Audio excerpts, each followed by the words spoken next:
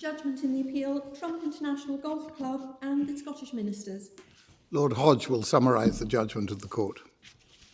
Trump International Golf Club Scotland Limited, which I will refer to as TIGC, has developed a prestigious golf resort at the Menie estate in Aberdeenshire, as people in Scotland know from the extensive publicity which it has received. In 2011, TIGC was concerned to learn of an application to develop an offshore wind farm involving up to 11 wind turbines at a location about 3.5 kilometres from the golf resort. The application was made under Section 36 of the Electricity Act 1989. TIGC opposed the application as it was concerned that the wind farm would adversely affect the amenity of the resort. But in March 2013, the Scottish Ministers granted consent for the development, subject to conditions.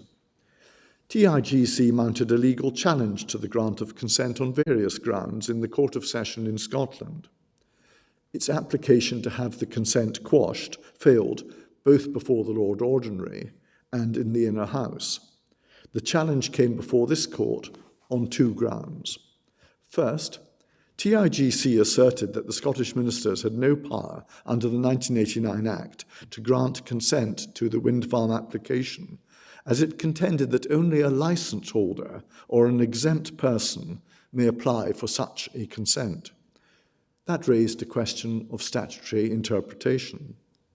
Secondly, TIGC argued that the consent was invalid because a condition of the consent, which required the developer to submit a design statement for the approval of the Scottish Ministers, was void for uncertainty.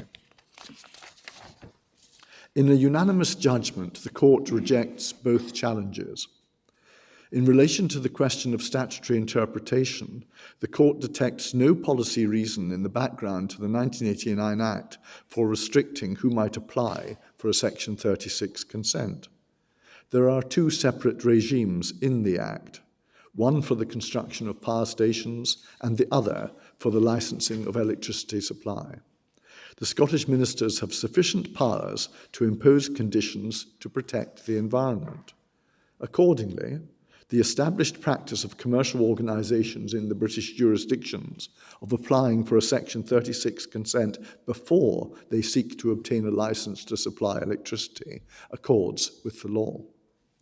Secondly, the court holds that the relevant condition is not void for uncertainty, but, when read in conjunction with other condition, provides a mechanism by which the Scottish Ministers can force the developer to construct the wind farm in a manner which complies with the design statement which they have to approve.